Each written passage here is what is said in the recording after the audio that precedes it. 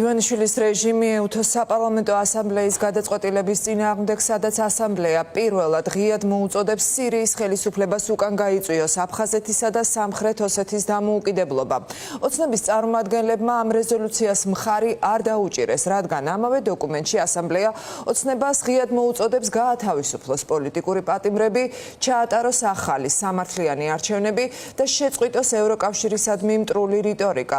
დღეს შალვა პაპუაშვილმა თავადვე დასტურა, რომ ოცნების დელეგაციამ დოკუმენტს მხარი არ დაუჭირა, რადგან ამ ჩანაწერის ტექსტიდან ამოღება ვერ მოახერხეს. ამგვარად ივანიშვილის რეჟიმმა ქვეყნის ტერიტორიულ მთლიანობაზე წინ ისევ პარტიული ინტერესები და ძალაუფლების შენარჩუნების სურვილი დააყენა. როგორ ფასდება, რას ამბობენ ოცნების წარმომადგენლები, სალომე ლაბაძე შემოგვიერთდება ახლა ამ თემის დეტალებით პირდაპირ ეთერში. იმით რომ ეუთოს მიერ პორტოში მიღებულ ამ დეკლარაციას ქართულმა ოცნებამ მხარი არ დაუჭირა, ოცნებამ შეიძლება ითქვას, რომ ხელმოწერის გარეშე და მხარდაჭერის გარეშე დატოვა მორიგი დოკუმენტი, რომელიც საერთაშორისო დონეზე საქართველოს ტერიტორიულ მთლიანობას უჭერდა მხარს. ეს საყურადღებო იმითაცაა, რომ ამ დოკუმენტის მხარდაჭერაზე უარით ქართულმა ოცნებამ ასევე ხელმოწერის გარეშე დატოვა ის შესწორება, რომელიც დეკლარაციაში თავადვე შეიტანეს და რომლითაც ივანიშვილის პარტიის წარმომადგენლები მიმართავდნენ სირიის ამჟამინდელ ხელისუფლებას და მოუწოდებდნენ მას როგორც აფხაზეთისა და სამხრეთ ოსეთის, ასევე უკრაინის ოკუპირებული ტერიტორიების დონეცკისა და ლუგანსკის აღიარების უკან წაღებისკენ. არადა ქართული ოცნება ამ ფონზე ერთგვარი სიამაყითაც კი გვამცნობს იმის შესახებ, რომ მათ დოკუმენტისთვის ხელი არ მოუწერიათ და ისინი გულმოდგინედ ასევე უარყოფენ იმ ინფორმაციას, საპირისპირო შინაარსის იმ ინფორმაციას, რომელიც მანამდე მედიით გავრცელდა. ქართული ოცნება ამ თავშეკავების მიზეზად ასახელებს იმ კრიტიკულ გზავნილებს, რომლითაც შეიძლება ითქვას, რომ სავსეა ეს დეკლარაცია, განსაკუთრებული აქცენტი კი არის ჩანაწერზე, რომელიც ამ დოკუმენტში შევიდა ჯო ვილსონის ავტორობით, რომელსაც ყავს არაერთი სხვა მხარდამჭერიც და რომელიც ოცნებას პირდაპირ მოუწოდებს როგორც პოლიტპატიმრების გათავისუფლებისკენ, ასევე ქვეყანაში ახალი და სამართლიანი არჩევნების ჩატარებისკენ.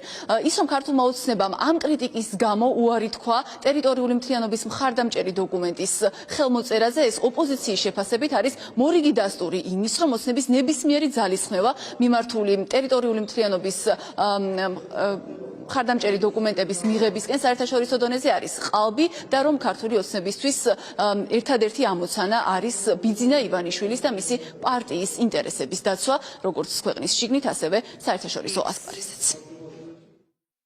რეზოლუციაში, რომელიც საქართველოს ტერიტორიულ მთლიანობას მხარს უჭერს და გმობს რუსეთის ოკუპაციას და ითხოვს რუსეთის ჯარების გაყვანას ოკუპირებული ტერიტორიებიდან, მას არ აქვს ქართული ოცნების პარლამენტის მხარდაჭერა, რამდენადაც რეზოლუციაში მათი რეჟიმისთვის საფრთხის შემცველი ჩანაწერი გაჩნდა ახალ არჩევნებთან და პოლიტიკური პატიმრების გათავისუფლებასთან დაკავშირებით. შესაბამისად, ის ყალბი სუვერენიტეტის ილუზია, რომელსაც ისინი ქმნიან, კიდევ ერთხელ დაიმსხვრა ეუთოში და კიდევ ერთხელ დაადასტურა უკვე თავად პაპუაშვილმა, რომ ისინი ღიად უპირისპირდებიან საქართველოს ტერიტორიულ მთლიანობას და სუვერენიტეტს, რათა დაიცვან ბიძინა ივანიშვილის სუვერენიტეტი და ის რეჟიმი, რომელიც სწორედ საქართველოს სუვერენიტეტ ტერიტორიულ მთლიანობის წინააღმდეგ არის მიმართული.